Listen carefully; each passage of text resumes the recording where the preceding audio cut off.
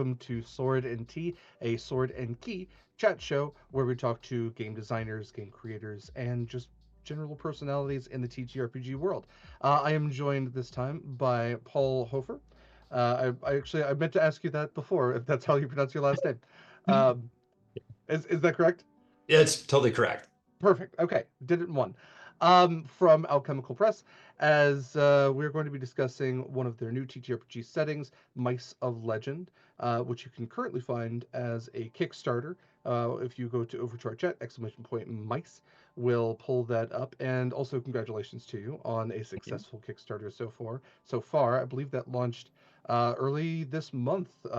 November, what was it? November 11th Yeah. is when this went live, and already fully well over your $1,000 goal for that. So massive congratulations that there is still time to back that project, and hopefully after listening to a little bit what we talk about here, you will want to back this project because I think it's very fun. I think it's unique, and I think it sets apart in where being able to play as woodland creatures is definitely something that you can do in other games. I think this game signifies it in a special, unique way and allows a much easier uh, transportation, teleportation, transmogrification, however you want to do it, for your TTRPG game.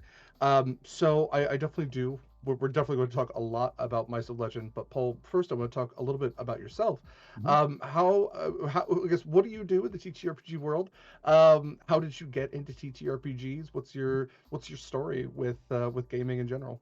Yeah. So it all started back when I was a teenager or almost a teenager, probably eighth grade, like a lot of people.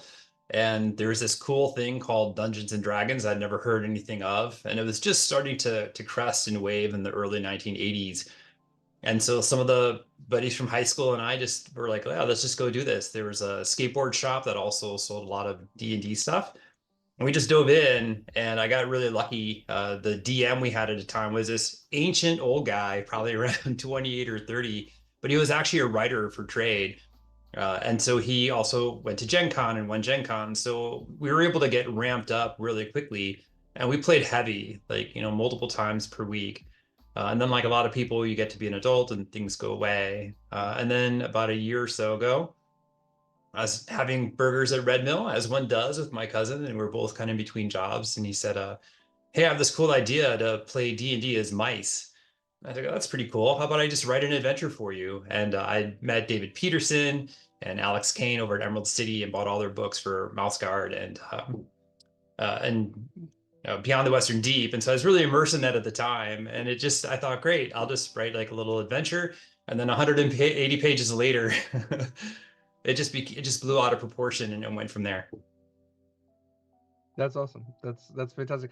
I love the meeting new people, the way that cons are supposed to work, Mhm. that you're able to network like that and build this really cool thing. I should have also mentioned at the top that because this is Sword and Tea, we do encourage the drinking of tea beverages, warm beverages, cozy beverages, however that may be for you. Yes, I also have my particular. I am drinking. It is Mistress Gray Mhm. from Friday Tea Shop here, based here in Seattle, and highly recommend checking out Friday. Fantastic tea shop, wonderful selection. You can use one of the codes of our current mods for this channel, code Lady Dame, LADYDAME, for 10% off your purchase should you purchase online. So definitely check out Friday Tea. Um, yeah, no, I don't think Kayla. They do have a check bin, so we can put their link out there here in just a second. But yes, so also I do want to mention that because this is a Sword and Key show, you can find all of our links at beacons.ai/sword and key, and you can also join our Discord over there and submit questions should you have them or feel free to put them in the Twitch chat as well for this chat or future chats. Um, Great. Thank you again for your background on that, Paul. So, um, how did you get involved with Alchemical Press? Are you a founder of Alchemical Press? Are you a head writer for them? What's the relationship there? Yeah, so actually, I founded the company. So when I started writing the adventure, and I realized I had a lot more material than one or two modules, it was just going to be a fun project for my cousin. And then I just realized, well, why don't I actually publish this? Because I think other people might want to play it too. Because I looked around, and a lot of the mice and swords games, as you know, mouse reader, etc., they all have custom rules. And I didn't really see anything else that allowed you to play D&D as mice. So I just decided I'd make a business out of it. So yeah, I founded my own publishing company, and so all of this is now run as a business. And so I am the writer. So I do all the The writing. writer. Okay. I do have other people, as you might imagine, some other artists who contribute. I have a friend of mine in Minnesota, and he does a lot of reviews and he puts in some ideas and everything else like that. So it's become a little bit more collaborative. Even my mom did a pre-read of something and she inserted a bunch of ideas, and that's module 6. So Oh, that's awesome. I like yeah. keeping it in the family as well. That's really cool. Well, you never know Um, where a great idea is going to come from, right? Yeah, absolutely. Yeah. And I don't know if you're a little bit like me, but I absolutely get my nerdy side from my mom as well. So should I ever write something, I'm sure I will probably lean on her a little bit as well. So yeah, absolutely. Get the ideas anywhere you can. Um, as you were kind of mentioning a little bit for Mice of Legend, there are other settings, other games out there, like you mentioned, Mouse Ritter, Mice Guard. I mean, there's Humblewood. I know there's others that I'm forgetting as well. What, as we jump into Mice of Legend, you said that, kind of not having new rules was one of the main things that kind of sets it apart, being more of a setting as opposed to an entirely new game. What do you think are some of the main things that do, besides that, set it apart from these other, mouse-ish games, these other games of Rodentia? Yeah, I think the number one is that it's using existing D&D rule sets. So I didn't want to have any custom rules. So I really like D&D. I love D&D. I played a lot of other role-playing games like Stormbringer, as one does, and a bunch of others. But it always comes back to D&D for me. That's my first love. And so I really wanted to have a system whereby anybody can just pick this up and they don't have to learn anything new. It's the same game mechanics. They can take an existing party and then bring the party into the mouse world. So I spent a lot of time thinking about how that would go. What does it mean to be a mouse? Because you're very small, everything's bigger than you, right? So there's a lot of effort put into that. And then there are also the idea of the mechanics. So if you look at Mouse Guard, for instance, I talked to David Peterson about this.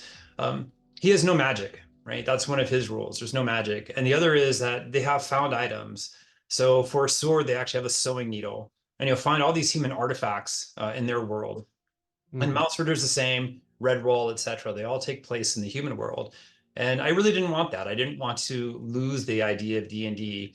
So I had to put a lot of time into, these kinds of things that you don't think about. Like what happens to a druid? I mean, what can you change into? So there's just a lot of things that you have to start thinking about of how do you keep it consistent. And that's really where a lot of the time went in. And then not just the modules, but I wanted to write a setting guide of how other people can write their own modules. So, you should be able to pick this up and then take maybe a module you like or a module that you're homebrewing and then easily use all of this to create your own one-shot adventures or anything else you'd like to do. That's really cool to think about. That's actually, I love when these discussions already are like, giving inspiration for future games. It's also why I write stuff down from time to time because my brain's like, oh, that's really interesting. That's really interesting. The one thing that I thought was kind of an interesting point, a notable point, is yeah, what does happen to druids? That's something we do have a Humblewood game that we're currently streaming on the channel, and we do have, these are all animalistic characters. What happens when they turn into an animal? Is that a de-evolution? Are there like other animals around? Sure. What does a fox look like to Mhm. like an anthropomorphized fox, right? Yeah. So we've kind of, channeled that this is a sand druid. Everything just looks like a sandy kind of monster, but that is kind of a point. And much as when you were talking about Redwall, years and years ago, I played a Redwall game and we used the Song of Ice and Fire TTRPG to channel that through because yeah, very low magic. And so yeah, I absolutely do appreciate that you can be a mouse character that still utilizes magic, that still has that innate connection to the way that the D&D kind of connects Mhm. you in these certain magical ways. As far as inspiration goes for things like Redwall, you said that this kind of came from like a conversation with a family member. What were some of your other inspirations that you pulled for, maybe from pop culture or Yeah. other stories, anything like that, when actually creating the setting and rules for Mice of Legend? Yeah, I'd say the biggest influence was Beyond the Western Deep, which is a web comic written by Alex Kane. And then I bought the books. I met them at Emerald City, fell in love with it. And they have just this very dramatic storyline, right? So it's not really written for kids, but it's a very realistic storyline, a lot of power plays, a lot Hmm. of drama. And then the other one was simply Mouse Guard. I think anyone who's ever opened up a Mouse Guard book just immediately falls in love with the art. And so initially, when I was writing it, I even had, in essence, like a black axe, right? Like there's a legend of the black axe inside Mouse Guard. I hadn't even read Redwall at that point, so it was completely outside for me. But I wanted to kind of capture that feel, that visual feel of being small. Things were really big. I mean, anything is a threat to you. And then when I did read Redwall, one thing I didn't want to do is scale. So if you notice, like the badger fits inside the mouse house, which Yeah. doesn't really make any sense when you look at him. Right. So I had to put a lot of care into the believability of it in terms of how much bigger is, say, a weasel than a mouse? How big is a snake to a mouse? And having that realism that I felt was really present in Mouse Guard was something I really wanted to carry forward. Those are my biggest inspirations, actually. Absolutely. Mhm. And yes, much to your point of bounce guard art, definitely want to shout out your lead illustrator John Bilodeau Mhm. for the artwork for Mice of Legend because it's so unique, it's so cool. The press kit that was sent over to us, it has these great kind of like um, just action pages where Yeah. there's an owl, there's a badger, there's rat folk, there's the lizard folk, and you see the presumed to be your wizard in the back with the bubble around them, That's her and right there. yeah, your fighters and your barbarians, your rogues, your rangers. It's so cool to see all of them very clearly being these archetypal TTRPG characters. I think the artwork's absolutely fantastic, and it does really inspire a lot of the scale that you're trying to get Mhm. across as well. And much to your point of scaling monsters, scaling your characters, I found that the rules for that, the description that was placed in the setting guide, is very user friendly. It's very well descriptive. You create a lot of great alternative animal monsters as well, and do a really good job of scaling them to make them feel, whereas you might be a regular humanoid character, Yeah. a regular snake, maybe not the most dangerous thing, but when you get down to that snake's level, maybe that's actually pretty scary. Um, when you were creating the scale, the transmission of stats and everything, one thing I really appreciated was the concept of strength. Yeah, 16 strength for a human is pretty decent. For a mouse, it scales down though. You still Mhm. have that strength. You don't have to worry about changing your numbers around or anything, but you might not be able to lift a full human-sized chair if you're just a mouse with a 16 strength. So I found that to be really cool. Thanks. What was some of the other inspirations for the new monsters that you added to this? Yeah, I think it starts with what's your base, right? Hmm. So when we start off with, you mentioned the player characters, right? And I think you mentioned also inspiration. So Dragonlance was a really big thing growing up, right? Sure. Because it's the art. The art pulls you in and the characters. And once you're drawn into their stories, you start believing everything else. And so the NPCs and everything like that, had to be key. And so one of the first pieces of art I commissioned was actually getting those canonical PCs, the player characters. You can see, the elf mage up there, you have the ranger, half elf, ranger cleric, etc. And so you start with mice as the base, and then obviously, what do mice fight but rats? So who are the rats of the D&D world? Those are your humanoid monsters. So your kobolds, your orcs, hobgoblins, goblins, etc. And so getting that set is really the first piece. And then you start thinking, who are your other antagonists, right? Well, in D&D we have giants. And so you stick with the rodent theme from there. And then that's where a lot of, I can't tell you how many hours I spent researching, how much bigger is a skunk than a weasel kind of stuff. Right. And these are your, all of a sudden, you map to your giants, right? Because you want to have that interoperability. And so that's how I kind of stuck with it. Was okay, so if the rats are the humanoid monsters, and then I take other rodents as being the giants, that was the first bridge. The real hard part then is figuring out the birds because you go through the monster manual or whatever you're going to use for your source material, And there's just no equivalent aside from like a rock, right? I mean, a mouse is Right. pretty tiny and owl is really scary. So that was just a lot of going through literature, a lot of Wikipedia searches and trying to figure that out. But I think you have to figure out first what's your base and then slowly start building something onto there. Always keep in mind that D&D rule set. Absolutely. Um, that kind of when we were talking about modules as well. Yeah, that definitely is the one question is if you're going to run a standard D&D module, how Mhm. do you scale that down? Do you put mice in your sphere of annihilation and your and your example, the first thing that kind of came to mind was, yeah, if you were talking about characters that are shrunk down, just Storm King's Thunder, are those just normal people and not giants anymore? Does a person now qualify as a giant if you're shrunk down to being a mouse? Um, One thing that I found really interesting with the artwork, and especially with the quality of that size of the sense of scale, is Mhm. some of the artwork does depict mice in a standard human setting in the sense that like everything has been blown up all around them, that they're down on the floor, there's giant objects all around, and then there's also mouse-sized cities and towns and things like that. How does that translate in the game? Is there like a mouse world that lives within the human world? Is there a sort of teleportation that happens with that? Yeah. What does that kind of lore look like? Yeah, and that's actually the sticky wicket, right? So I kind of really wanted it to be a little bit like Mouse Guard, right? Where everything is scaled to the mouse. So the houses are scaled to the mouse. And what's different is I have almost no human artifacts at all, like zero. There's like a few. There's like the big bridge, which is a human scale bridge. I think in later modules, they will find a powerful sword, which is a needle. But that was kind of the rough aspect. And my decision is I wanted it to still feel like D&D. So, they have their own towns, their own villages, and that backstory of is this like a parallel universe?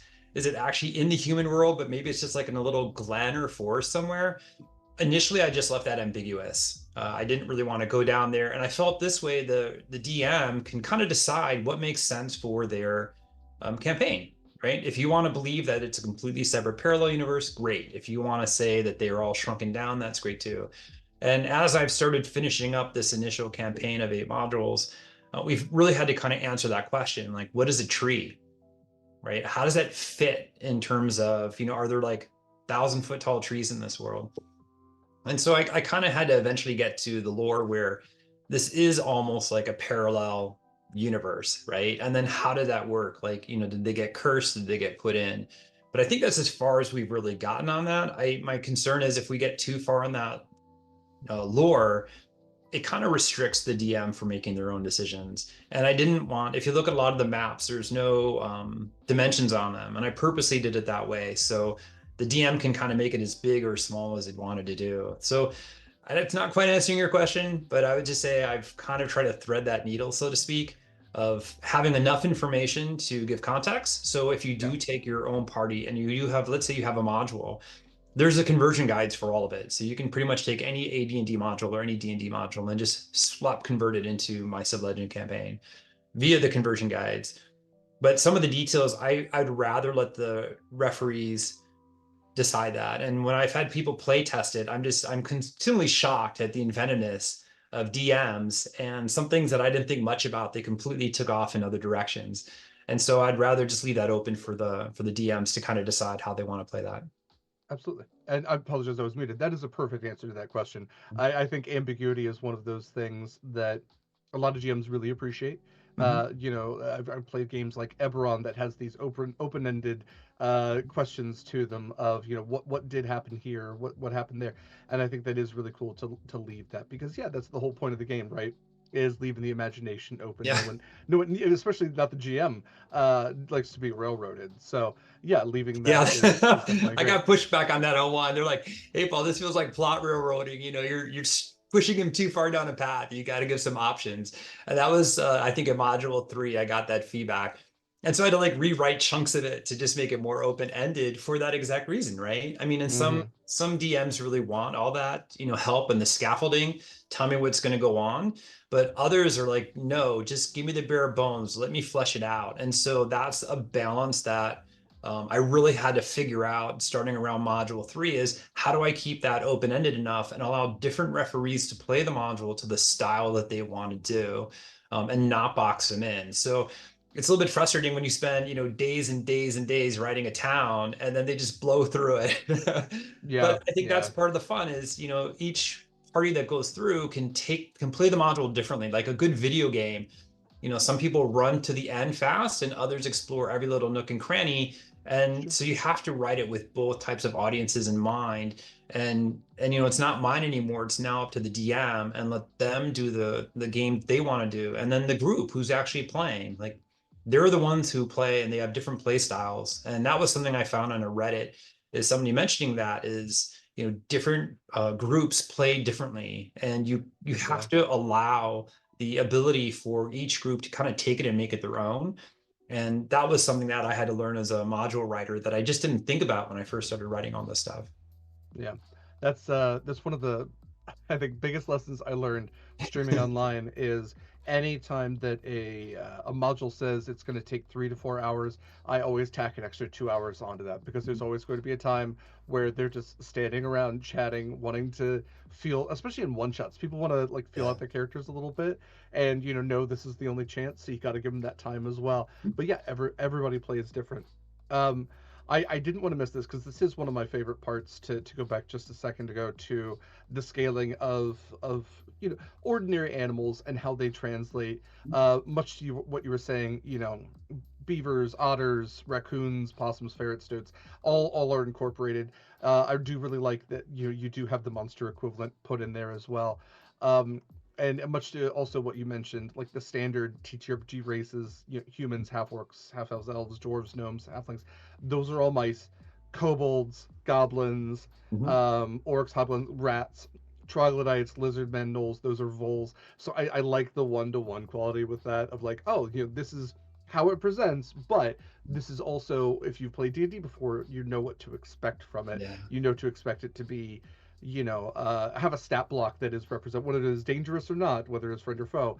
It is capable of these things. Mhm. Um, and then the one thing that, especially since we have Kaila running tech today, I did really want to note that guinea pigs are a part of this game, and they have the equivalent of being cows in this world, which I think is very fun. That you put in guinea pigs, quails, chipmunks, squirrels, hamsters, all as essentially domesticated animals, as herd animals, and I think that's a really cool, fun idea. Um, Yeah, yeah, thanks. yeah, That no, was some that's more that's research too. You have to think about, like, they yeah. eat eggs. Where did the eggs come from, right? What Oh makes a yeah, small enough egg? And how do they get milk to make cheese, right? Every mouse likes cheese. that's So true. so you have to, it's like crazy how you get down these rat holes of, just having to figure out how those things go. What can be a mount? Like what's big enough to carry a mouse, but like what's the equivalent of a light draft horse, right? Right, yeah. Yeah. I will also note the artwork is very cute. It has a mouse feeding a guinea pig what looks like wheat. The guinea pigs actually have like Scottish cow kind of horns coming Yeah. off them. It's very good. I also really do want to note the section on dragons you Mhm. have as well. I'll let you speak to that because I don't want to necessarily spoil it, but it is one of my favorite parts about the setting guide is how you translate dragons into the world. Yeah, and that was kind of another one that went back and forth. At some point, we should talk about the other artists because there are some amazingly talented artists For besides sure. John who've contributed to this, and we should give them a shout out too. I'd say with dragons, there's two kind of ways to look at it. And my first thought was, what's the equivalent of a dragon for a mouse? Like what's going to strike terror? Because D&D is Dungeons and Dragons, and as you know from the monster manual, dragons have that awe power too, right? They're really scary, and you can make them to be incredibly powerful. And for a mouse, it's got to be a cat, right? It's the most scared thing that you can think of. So I did actually change it in the a later pre-release. But cats are in essence the dragons of the mouse world. So you start Hmm. thinking that they have age brackets, they have spell use, and so I really tried to make it, how would you translate that? And they're the big bad, and they in later modules you encounter them, and they're just what you would think. because they shouldn't be something that a single individual can take on. This is where that teamwork comes into play, just like with the dragon. And can you subdue them? Right. So all that translation went through. Now, that said, it's still Dungeons and Dragons. And so there are dragons in here. I do have a special section for that in a module for two dragons. Actually, there's a cool fight scene where we have a red dragon and a silver dragon going at it. And so, you have to think about that. And I got pushback on that. I said, it's D&D, you got to have dragons. And we have fairy dragons, we have pseudo dragons. You know what? We can shrink dragons down.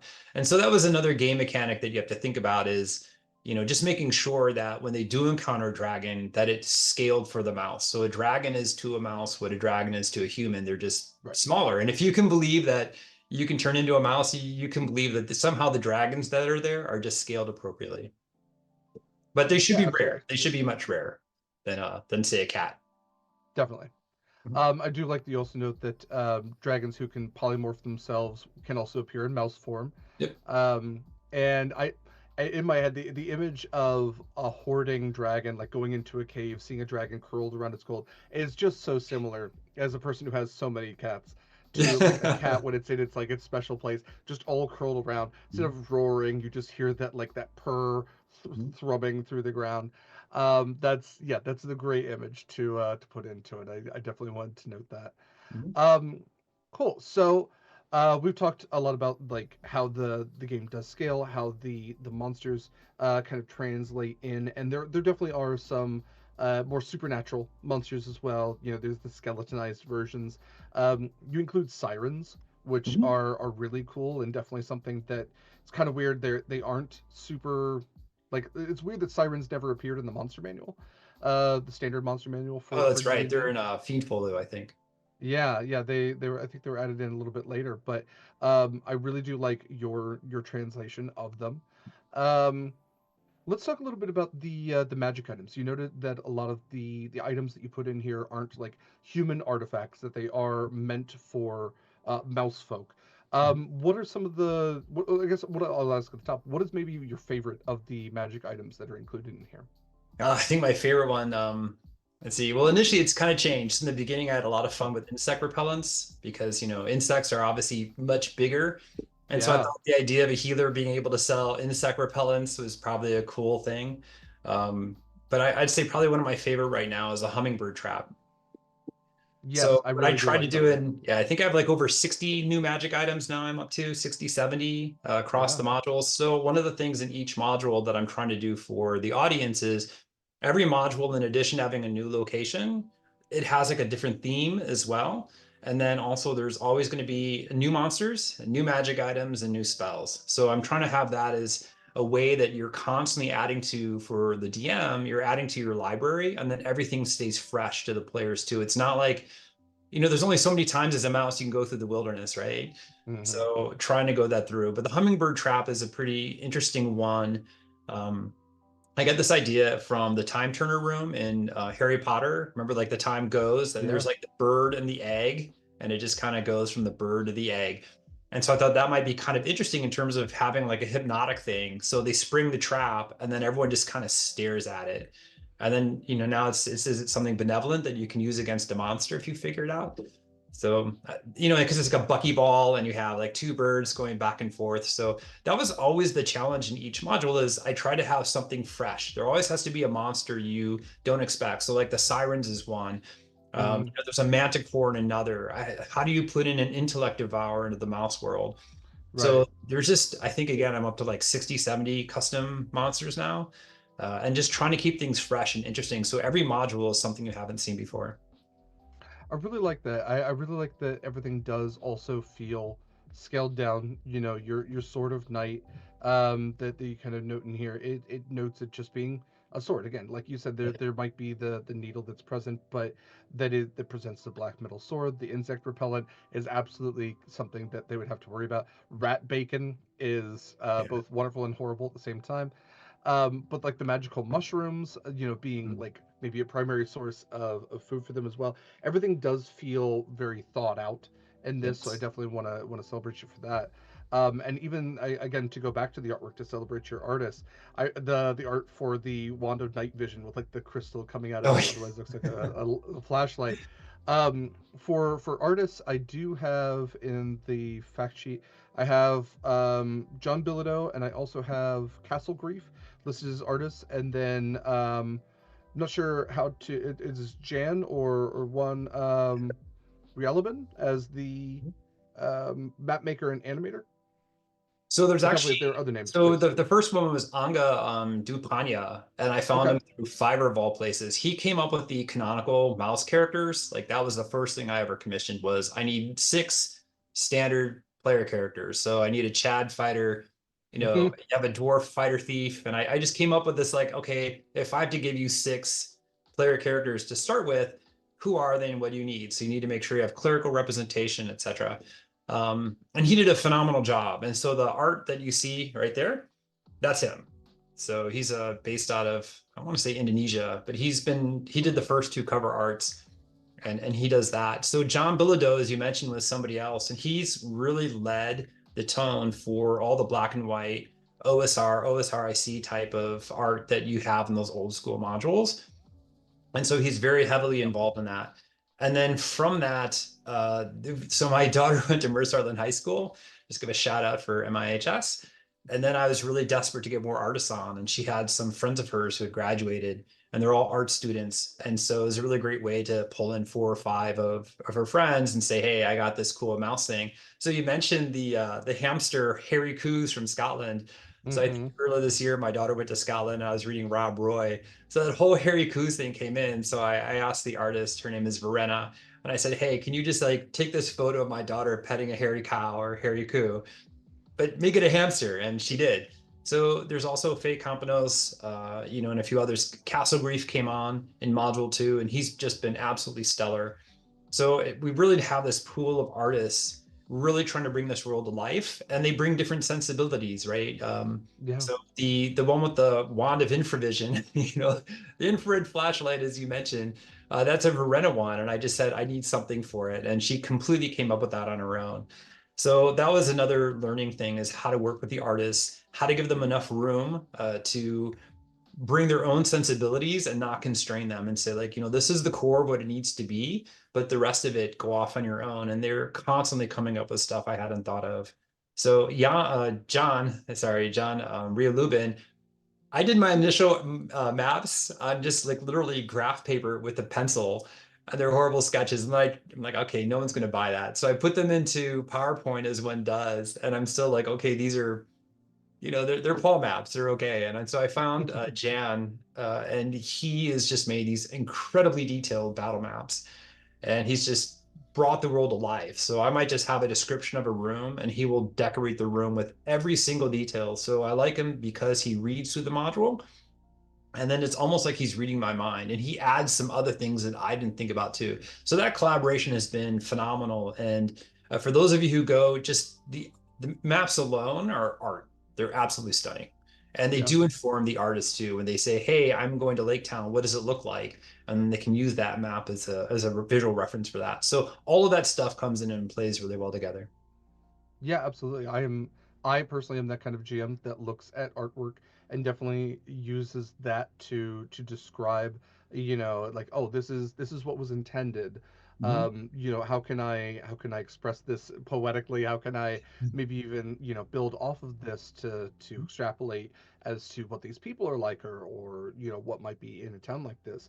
And so I think this speaks a lot to a strength of this game, of this setting, and to Alchemical Press as well, is you've outsourced to a lot of really great people, it sounds like, and kind of like put all of these different ingredients in that have really built up to a high quality product.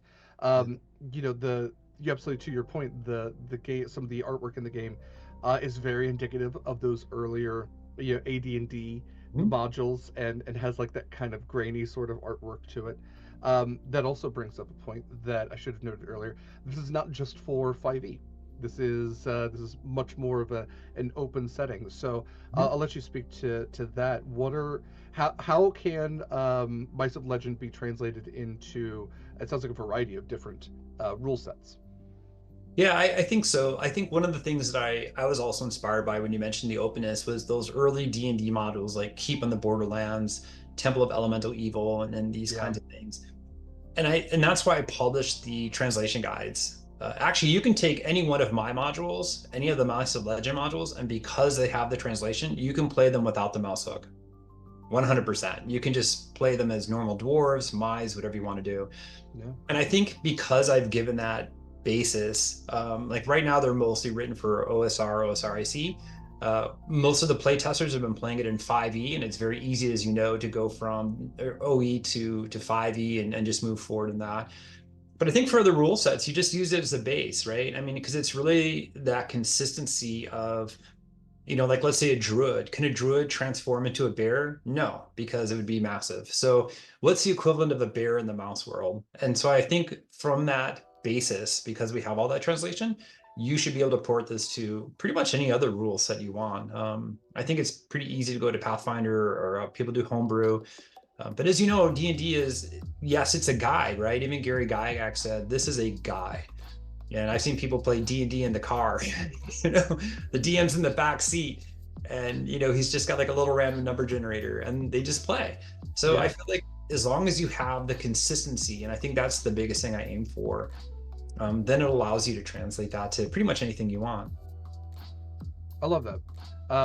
And yes, it is important that your DM be in the back seat. Don't let your DM drive. It's there's way too much distraction. Well, let's talk about a little bit about the module then. So it sounds like with the Kickstarter, that again is fully funded, but still has still plenty of time to back. It sounds like that there are a number of really cool things you can get. Sounds like at $5 you're going to get high resolution digital copies of maps and cover art. $10 bookmarks, 6 sheets, some more stuff, PDF copies, physical copies, a whole bunch of things. But with everything that you get, you also get it's Miraculously Mousy Metamorphosis, which sounds like that is the first module that's been written for this. Yeah, and I have to be honest, you talk about a team. This is my daughter came up with almost all the titles, because my initial titles were like very dry and boring, as you might imagine someone in the tech industry to be. It's something like, I don't know, Defend Brayford or something like that. And so I think the only one that survived intact was Road Trip, because it's just cool as it is. And that's the second module. But my daughter, just shout out to her. She's the one who came up with all the titles. So yes, the first module is a mighty mousy, metamorphosis. The second module is Road Trip, and then the third one is Dead Bodies. So when you talk about what's in the Kickstarter, you get the campaign guide, which has all the background, the lore, and all that other good stuff you'd expect in a campaign setting. And then module 1 is really the goal. I call it, each module has like a shorthand. Like the first one is forest mice. The second one is like, road mice. The third one is, city mice kind of thing. That's kind of the setting. So we're almost at the stretch goal for releasing module 2. So it's already in layout. All the artwork is done actually for module 2, except for 1. So that'll be released. And at the higher tiers, you can actually even get module 2 as a pre-release. And if we hit our stretch goal, you actually get a copy of module 2 as well. And then module 3 is written, already in layout, just awaiting art. And so we're going to offer that up too. So if we hit our stretch goal, those who got module 2 as an add-on will also get module 3 as an add-on as well. So at this point, I think I have 8 modules written. The last 2 are still kind of in edit, but this is just going to keep going. And every module, as I mentioned, has a new location, a new theme, and everything else that's coming out. Pretty good deal, honestly. Yeah. So when looking at our modules here, they definitely have that old school vibe to it, which I very much dig. Looks like the first module is going to be 1 to 3. How high in level are you planning to get with the modules? Like, what would a player be looking at if they were to start tackling these? Are they sequential? Are they independent? What does that look like? Yeah, so I try to make it where you can have your cake and eat it too. So in theory, if you were to play it canonically, you start in module 1 and go all the way up to module 8. Module 8 is going to end around 6th to 8th level, something like that. And by level, I mean these are really the AD&D, OE, OSRIC levels where you level up a little bit slower. I think the parties that have been playing 5e are leveling up a lot faster, so that'll have to go in. But I also wrote them that if you want to just jump in, you don't have to play them in sequence. I had a lot of content, I think, written for the beginning of module 4. And the playtesting group that was in Module 3 completely, they hired a duck and the duck flew them directly to the location of Module 4 and it completely bypassed this whole thing. And they're like, yeah, we don't want to do a convoy. So I kind of had to take that content out and put in its own little supplement. But you can actually start anywhere you want. And then as a DM, you just say, here's what happened before. And Mhm. so, like a lot of TV shows, right, where you have an overall arc and then each episode can go on its own. I try to write it that way that if you want to play them in sequence, you can. But if you just want to jump in, somebody can just disregard the lore and play them atomically as a single module, or you can just pick up wherever you want and just presume, the previous stuff that you went in. Great. Yeah. So whoops, don't look in there.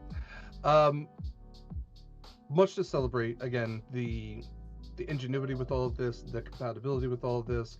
I mean, this game absolutely does sound like it could be ported in even temporarily in your game. Say you want to like have an arc where you shrink down your characters to mice. I think that's fun. I might be doing that to some of my games. Um, don't worry about it if you're in one of my games. But it sounds like, again, it has that old school kind of feel to it where you can port it into AD&D or port it into OSRIC, the kind of retro clones like that, or absolutely since 5e is, you know, kind of the newest bell at the ball, even though it's changed a little bit too recently. Yeah, Um, that's true. yeah, has that compatibility with all of them. Uh, you do also make this very new user friendly as well, much like you were saying with your Chad fighter and dwarf thief fighter and everything. There are pre-made characters to this as well, so this I think would also be a really fun game to maybe introduce to myself. I sometimes run games with kids. This Mhm. might be a fun thing, like, oh, you're all mice characters, and that's always a really interesting way to kind of conceive of it. um, I again love the magic items. If you were going to say like your elevator pitch for somebody kind of jumping into Mice of Legend for the first time, what would you kind of boil everything down to? Yeah, I'd say the biggest thing is just have fun playing D&D as mice. And the Okay. fact that you can just bring in whatever rule set works for you, whether it's 5e, OSR, whatever, just go in and have fun. And I've taken care of everything for you as the DM. So all the rule sets, all the conversion, all the lore, you can just take it and run with it. That's really Absolutely. the initial pitch. But the main thing is just have fun being in the mouse world. And it's a completely unique experience fighting against, stoats and ferrets. And, where an owl is terrifying. So you can actually have a lot of fun with it too. I think to your point about new players, I don't know about you, but I got my start playing like those really old ones, like, Keep on the Borderlands and Village of Hamlet. And Hmm. they're really, geared not just for a first or third level player, or sorry, character, but also the player. And they're kind of introducing you to the world of D&D. They're introducing you to the world of role playing. How do you go through the mechanics? How do you fight? And so the first module in this is meant to do pretty much the same thing. I mean, you're going off to, in essence, a Hamlet. So it's a little bit reminiscent. You talk about that inspiration, but how do you figure out going through the mouse world?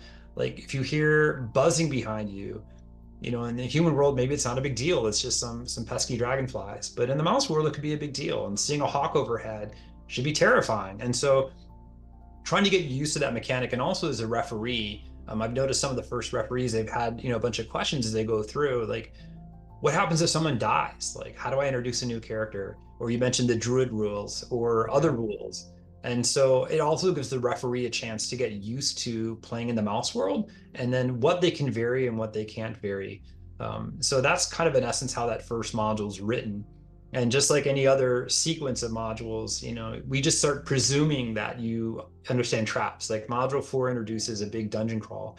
And it's the same kind of a concept where in the beginning, you're trying to get the player characters to understand what it's like to be in an actual working mine.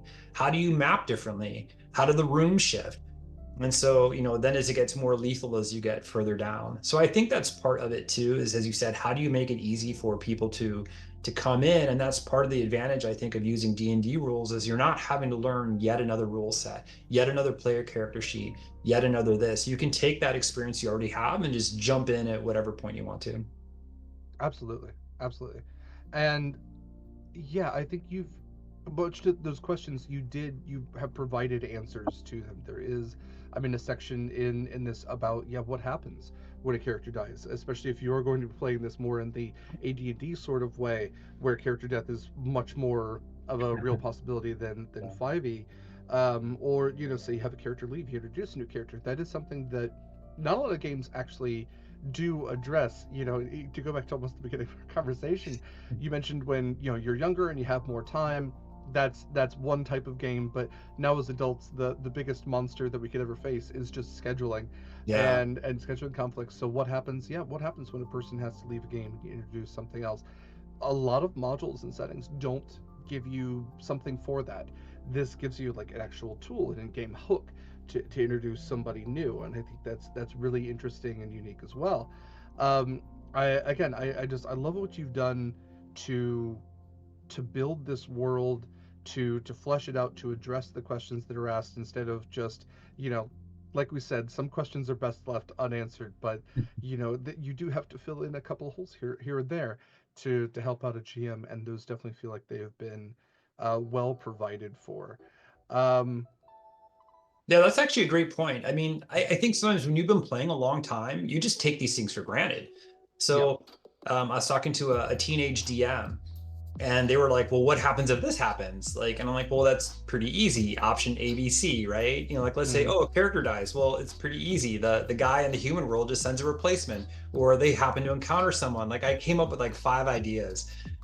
But being a 16, 17-year-old DM, they just haven't had enough time being that DM to really gain those tricks. And so that's where coming up with appendices or DM supplements, we're trying to also write like another DM supplement. Like, what happens if your party, doesn't meet, Lachlan the Miller, who has all the information? Like, what do you yeah, do?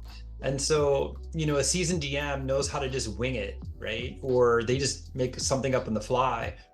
But for a lot of other people, like I remember when I first DM'd, I didn't think of these things either. And so trying to also be able to cater to people who, as you mentioned, a younger audience who just may not have DM'd as much, or they have players who are hyper focused, like this is the mission, got to do the mission, and they're just kind of blind to everything else that's going on. And that can be very frustrating for a new DM who just doesn't really know. And so I think putting those things in, that actually came from another game tester. He's like, like what do I do? And so I had to put that in. And I see that's for anyone who writes modules. Like this is actually getting that initial feedback is crucial. Because you just don't know until you game test it. And how I game is different from how, let's say, Derek, you game.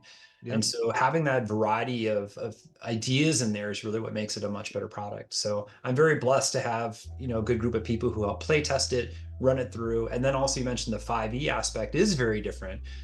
And so, I put like a hook somewhere that says, hey, and if you need to level up, here's where you go. He's like, oh Hmm. yeah, we don't do that in 5e. I'm like, what are you talking about? So there's also for me a lot of education on 5e too, since I've only played like 5e once, and it just, a little bit different. And so, that's the other aspect of it too, is to put in information for those who do play 5e, because it is the most people will play 5e, is giving them some scaffolding, giving them some guidelines to say, in the 5e world, here's how you could do that. In the 5e world, here's how this would work, so Yeah. that they don't have to spend time, like you mentioned, time is our critical issue as adults. I got a 2-hour block, reserved. And whatever I got to work tomorrow, whatever it's going to come in, I don't have time to do all this stuff. And so if you can just give those resources to the referee, that's a huge win. So yes, a lot of time did go into thinking of those things, because you're trying to lower that barrier to entry and make it, because it's supposed to be fun, right? And Yeah, so the easier that's the you can goal, make it right? for the DM. I learned that as I went through my later modules. I'm constantly writing and thinking, okay, like if I were a DM, what am I going to need to know? you Hmm. know um because there's just so many things like I have in my head, but you got to get it on paper. And I just, you just can't assume stuff when you're writing a module. You have to constantly think from somebody else's point of view. Yeah. And I think, how would this new game balance, how would, if I'm introducing a new monster, like what would the DM need to know? Does this even make any sense? Because as you know, as players, as soon as you see something that's, not right, you're going to go, well, what is this thing? Why did, like, this makes no sense from a game perspective. Hmm. And so you have to constantly start thinking ahead of what the DM might need, what the players might need, and making sure that they have all what they need to do to have a fun game session. I don't know if that makes sense or not. No, absolutely. Yeah, you want to handhold, but not too much handhold. You want to set them up, but also not railroad. You want to think of how you would play, but also how a person completely opposite from you would play. Yeah. Yeah, no, it's difficult to write modules. So I always just absolutely celebrate people like you that are able to do that. That I think that actually brings me to one of my next questions, and maybe as I could have mentioned off screen that this might be 2 hours.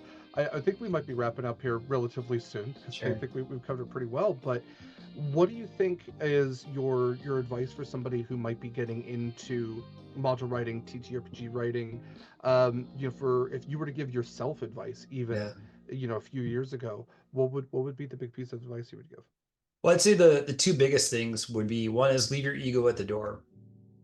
I mean, there's something that's really important to me. I Yeah. was writing, like for instance, when I was writing module 4, and I had a very specific way I thought the dungeon crawl would go. But not everyone wants to do that. Right. Not everyone's going to care about the lore. I had one person say like they just don't care. They just want to go in and kill stuff. So being able to write an adventure that people can work both ways and realize that once you write it, it's out there, and the DM can add amazing things to it, and just be open to that and open to brutal feedback. I was writing, I think, a module 1, and I got feedback I didn't want to hear. Yeah. But you have to kind of decide, or the artist will push back, and they'll, I was giving some artists some feedback as John really early on, and I was like, you got to realize like this should be over there, like you don't have some of the stuff right. He's Mhm. like, look, Paul, do you want to look cool or not? So just being able to say, like what's important, and then just let the rest go, and really having that collaborative thing is extremely key, and Yeah. get that feedback early and often. I think the other one is just realizing you can't do it alone. You mentioned having a team. I think there's probably up to 7 artists now who've contributed. They Wow. all have their own ideas. Some people, like as I mentioned, my mom, I was on a cell phone call with my mom, and she's like, would it be cool if I had this idea of these cats, and there's this one cat who's just like the badass of the barn. And then she's got 3, cats, and their names are, like CJ and, Catherine and whatever. I'm like, okay, mom, this sounds pretty cool. Oh, and then there's like this dog in there and it fits in this way. Okay, mom. And then in the barn, there's like a rooster. I'm like taking notes. And she's like, Yeah. I need a duck. I need a duck. And I'm like, what are you talking about? She's like, well, I have like the little yellow ducky and it's on her car, on the antenna. Mhm. She's got one of those little, so Paul, you got to have a yellow duck in there. And that's module 6. Like, and it just kind of all fit in, is like, okay, well, these are cats in a barn, right? And that module's back, you big bad kitty. And then what do the cats do? And how do you put this in? And how do you fold it? And then, okay, I got the great duck. And well, what is he, right? I mean, Mhm. what are you gonna do with the great duck? Oh, maybe what if it's semi-divine, and what if it's actually a golden dragon that's shows up as this great duck, and people like have these little symbols like a great duck charm, and so just being open to this kind of stuff and running with it is a big piece. And I would say the other thing is it's going to take you twice as long and cost you twice as much.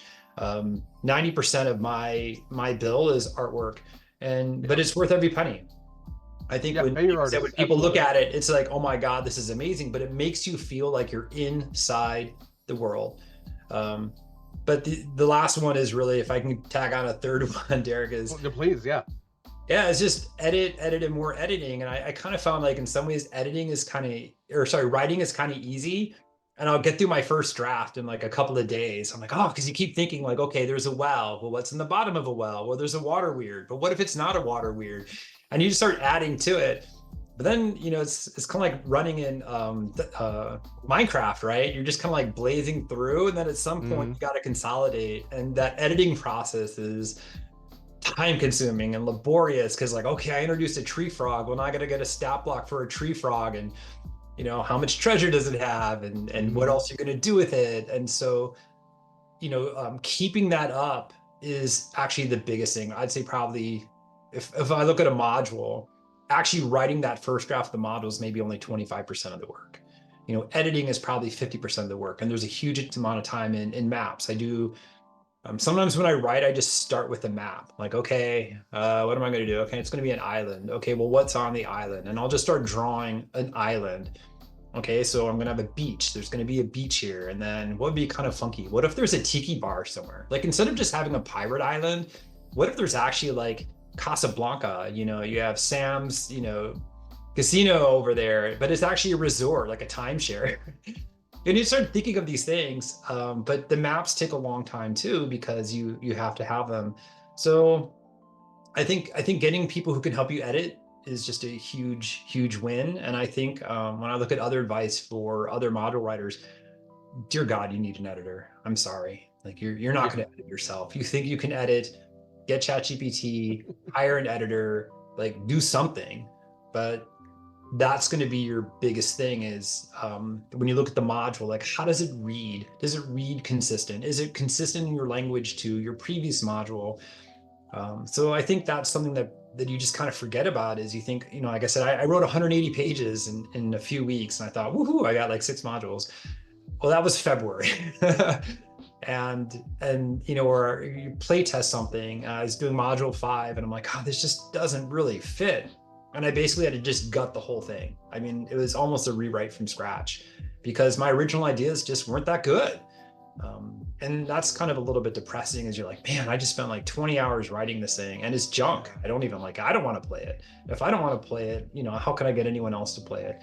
Right. And so those are just some really painful lessons too, as you go through as a module writer is not all of your ideas are good ones. Yeah. You just don't pan out. That's an important thing to accept as well.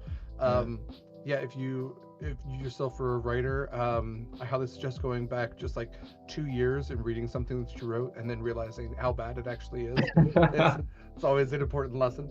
I think those are great pieces of advice. As we go to wrap up here, is there anything that we haven't touched on that you wanted to especially focus about the module, the setting, the creation of it, anything? Yeah, I would say, if I can just give advice to a couple of things I'd like to touch on. One is just advice to people who write modules. I kind of think I went through that, but the other is just organization. You're going to start losing track of magic items or monsters. And I think the biggest thing is consistency. So like I have Excel sheets just full of monsters and monster stats. And then, actually, I'm just not going to lie. I run them through ChatGPT and I just say, hey, are these consistent? I need someone to cross-check me. Like, how much bigger is a robin than a rat? And so, being able to use that not as a writer, but as a research tool, as someone who's kind of like a super editor, is really key because you don't want to get to a point where all of a sudden in your module 5, and then you're introducing, say, I don't know, I'll pick on a barn swallow. And then what do? It's got 1 hit dice. Well, that doesn't make any sense in the 5th level module. So, you have to keep track of what you wrote before and how does that build on, a ferret might be really terrifying at 3rd level, but it's almost like an orc once you're 5th or 6th level. So what can you do to that creature? Maybe make it a spellcaster. I'd say for Mice of Legend, the biggest thing is just have fun with it. I'm constantly surprised by the inventiveness of people playing the game. One guy was like, I'm like, what happened here? He's like, oh, I just decided that this rat bandit, I'm just going to decide that he's just going to be the leader of all the rats in the area. And I'm going to call him, Snaggletooth Snufflemouth. And I just wrote this whole thing. And now he's actually, carried forward in a few modules. And I would just say, like, have fun with it and then give feedback. What do you like? What do you not like? Modules 1 and 2 are written and published. Module 3 is about to be published, but modules 4 to 8 are still a huge work in progress. So I would just encourage people to engage. Just let us know what you like. I had one person, he's like, hey man, have you actually read The Secret of Nim? And I was like, yeah, not for a long time. Mm-hmm. And he's like, well, why don't you like make a module based on that? They're trying to escape from a lab. And so I would just say that kind of too is, take this, have fun with it, create your own modules or ask us to write a module. And let's just have fun with it because it's a fantastic world and we just want to share with everybody. Absolutely. I think one of the coolest things about this game in particular, this setting in particular, is that it does come back to the touchstone of high fantasy. And I think that there's so many games and so many people who maybe get burnt out on that, and try to look for other things. But at the end of the day, when we all find that pull, that magnetism back to it, I think that's why, Critical Role season 1 was most successful. You have things like the Adventure Zone, that's very successful because it is very archetypical of, oh, you have, an elven ranger and, Yeah. an elven rogue and a half elf druid and your Goliath barbarian, or your, your elf wizard and your dwarf cleric and your human fighter. This comes back to, and the art is very indicative of that, of the things that we came to first, the Mhm. things that drew us to fantasy, to D&D in the first place, which is, I just really want to make a, dragonborn sorcerer, or again that Goliath barbarian, because that's just the puzzle pieces that seem to mesh best. I'll get weird with it later, but the game absolutely does kind of have those touchstones to it. And certainly it does seem like you were saying with Secret of Nim, where they're breaking out from a lab, or I'm looking at like Dark Matter, from Mhm. Mage Hand Press, which takes D&D into space. You certainly could do that with this game, but it Oh, definitely feels like I've taken it interesting places, Derek. absolutely. In one module, there's like you start thinking of a lab. So I actually have this concept of, it's a little bit uh of an apocalypse now type of thing. So, Yeah, not everything is friendly. Like what happens when you go to an outpost that's mostly half orc, right? What does yeah, it do to your dwarf player character? Like they don't want dwarf, we don't let dwarves in here, right? Kind of thing. mm, And so each module I try to have a different theme. Like one is mind mouse, or how do you have a morally ambiguous situation where you have this, let's say, neutral good cleric, and he's got a skunk who goes out and rounds up a bunch of goblins, which are really rats, as you might imagine, and they basically put him into a slave gang harvesting cochineal so they can make red dye, and they got a mezcal or a tequila factory out there. But then but they're trying, but no, they're saving souls, right? They're out there, we can convert those evil humanoid, or in this case rats, into goodness. And if they're just going to pray harder, we put them up at the top, and the ego comes by, and if they've truly repented, the ego will pass by, but if not, the ego will take them. Oh, so hard, so hard. So you see this kind of thing, and as a player, what do, right? I mean, so you try and create these types of situations too that also challenge the referee and the player to start thinking out of the box, where it's yeah, not just, again, about mice. You can put in a chemical weapons laboratory, like Module 6 does. And so, like, yeah. just really kind of figuring out unique settings. And I think that's part of the fun is, you can do that. Like, it turns out that raccoons really do really well making, weapons research, the little Tony Starks, because they got cool little hands, right? That's it. That's what You know, Humblewood does. Yeah, that's just what gives off happens. the little Yeah, or artifacts. the magic mushrooms, right? I mean, who doesn't like a Yeah, magic mushroom? And so, like, instead of boring old potions, like, what would mice have? Well, they're probably going to use mushrooms. yeah. So, And then what you happens get when the so Myconids get mad and come after him afterwards? Yeah, exactly, absolutely. exactly. And I think that's the interesting thing too. You mentioned the extensibility, that if somebody says, you know what, I really want to play, I love ferrets. I have a ferret. I have a ferret at home. Can I make a ferret PC? Sure, why not? If you Yeah. can make a dragonborn, but just realize, but then the great part is, here's how it fits. Here's how tall it is. A Mm-hmm. ferret's going to be 12 foot tall, say, to a 6 foot tall mouse. Yeah. But to give you that flexibility. And so I've also tried to have the NPCs be ambiguous too, where, yes, you might have a weasel who happens to also have the abilities of a 5th level ranger, right? And why Yeah. not? So I Yeah. feel like having that ability, when you mentioned the portability and the flexibility for you to play it the way you want to, I think that's a big piece of it. And then the Absolutely. system allows you to do that, right? You don't have to think and come up with the stuff on your own. Yeah, and I mean, definitely. I mean, you have in 5e at least, you have Volos, which gives you player stats for hobgoblins and everything. You know that it's not going to be a mouse; it's going to be more like a rat or a stoat or weasel. Um, yeah, and much to your point of the morality, this absolutely, if we look at other pieces of pop culture, other pieces of media that do feature small woodland creatures, you could absolutely do Fievel Goes West, and it's made for kids, or there's Watership Down, which is not exactly made for kids. So you absolutely can tackle in whatever kind of Yeah. morality play that you want within it, or kind of tamper the violence however much you like, because at the end of the day, it is, D&D remains a fighting simulator. It is made for combat primarily, so I think that is always something to think about going in. um Paul, absolutely. Thank you so much for sharing Mice of Legends with us. Please, everyone out there, please go check out Mice of Legend, the Kickstarter.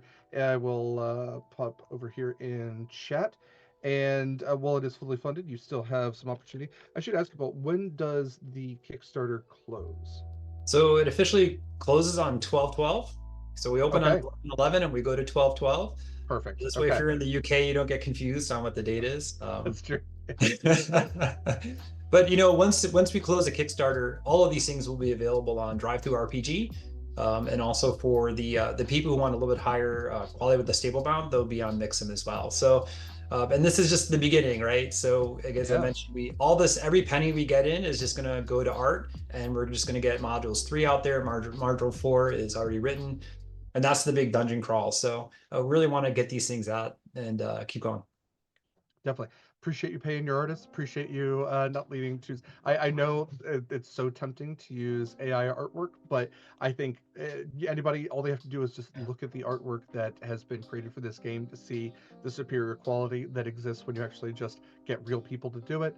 Um, Fantastic writing in this as well. Like I said, you it seems like you thought of everything, but also continue to think of things. And I also appreciate the acceptance that, it will always be whatever it is, but there will always be room for improvement. That is the mark of a great writer. I personally love Mice of Legend. We will be putting out a casting call here relatively soon to run a game of Mice of Legend here, probably in December. We have a charity campaign coming up for Hopemas, for Project Hope. So I think this would be a wonderful game to kind of feature Mice of Legend for. Um, Paul, before we kind of close out and give all of your places to find you and all that kind of stuff, anything else that you wanted to note or share? Yeah, I just want to touch really quick on that concept of Gen AI for art. And that was a very tempting rabbit hole to go down. And Sure. people ask me that all the time, right? Because doing custom art is expensive and it does take time.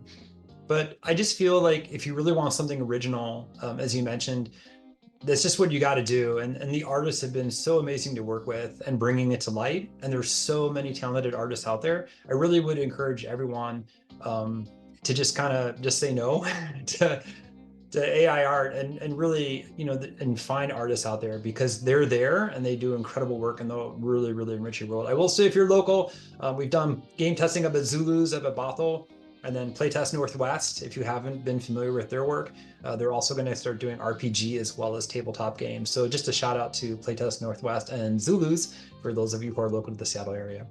Yeah, local to the greater Seattle area. I know this is kind of a TTRPG hub. If that is something that you have interest in, please go definitely check out those places. Fantastic. Again, thank you so much, Paul. Thank you for sharing this. Thank you for sharing your time. This has been absolutely wonderful. Again, love Mice of Legend. Very excited to jump deeper into it and really kind of explore the lore, at least on my end. Where can people find more of your work, of you in particular? What links would you like to put out there? Yeah, so actually, we have our own website at alchemicalpress.io, and that's like the landing page, and there's a whole separate section for Mice of Legend. We're also on Twitter, as one does, but also we're on Blue Sky. Blue Sky has been fantastic, so shout out for that. And we also have an Insta account. So those are probably the best ways to stay in touch. And we have our own Discord server. That's where all the staff come together. We have art chat. We talk about writing and plot development. And we've opened that up now to the general public. So anyone who wants to come in, you can start getting previews and then contribute your ideas too. This is a very collaborative effort. So just come in and join the conversation. Love to have you. Perfect. Thank you again so very much. I'll do a couple of sword and key things here, and then we'll go ahead and wrap for the day. So, please go check out Mice of Legend. Check out the Kickstarter. After the Kickstarter closes on 12/12, sounds like it wasn't DM's Guild. It was DTRPG, DriveThruRPG. DriveThruRPG. Thank you. The other one. There's like 5 of them, and I always get this. So Okay. definitely go check it out on DriveThruRPG. But yes, definitely go support the Kickstarter. There's more cool, fun stuff you can get there that you can't get through DriveThruRPG. For And go join the Discord and check out those links. Check out more stuff from Alchemical Press. Paul, whenever you have something new, we would love to chat about that as well. This has been an absolute pleasure. For Sword and Key stuff, you can find all of Sword and Key's things in one neat, nice place at beacons.ai/Sword and Key. You can join our Discord over there. You can be involved in more Sword and Teas if you yourself are a game designer, game creator, or person in the TTRPG space that would like to chat about something. As far as all the other stuff that we do have a podcast called Monster Crush as part of the Sword and Key Network. That's a podcast I record with my friend LD. We talk about different monsters, creatures, miscellaneous monsters from myth, cryptids, all that kind of stuff, and also how smoochable they are. So you can check that out wherever podcasts are found. We do have an episode releasing today. It's our Thanksgiving episode, so that will be out probably later tonight. The calendar for this week, being the week of Thanksgiving, is pretty bare bones. We have a lot of our normal shows going on hiatus this week, but we do have a movie night which does feature specifically on our Discord. That will be on Friday. So if you want to be a part of that, please join our Discord over there at 6 p.m. Pacific time on Fridays. Next week, the week after Thanksgiving, a lot of our games come back. Gate Night, which is where we play Baldur's Gate 3, that's on Tuesdays. Zenith, our 5e Big City Magical Campaign, is on Thursdays. And then Horizon's Call, our 5e Nautical Campaign, will be back on Saturday. Other than that, Humblewood will return on December the 15th. And we'll have some, like I said, some applications out relatively soon for Hopemas, where we're going to be having a number of quality games for Project Hope, in support of Project Hope. So thank you to all of you for joining us. Thank you again, Paul. I think that is it for Sword and Tea today. Enjoy the rest of your day. If you are already cozy, stay cozy. If you're not already cozy, it's raining here in the Pacific Northwest, and it's kind of dreary. This is the perfect day to grab a warm beverage and stay cozy. So highly recommend you do so. Take care of yourselves until next time. And if you yourself are a game designer, game creator, or person in the TTRPG space, please reach out if you have a project that you would like to promote.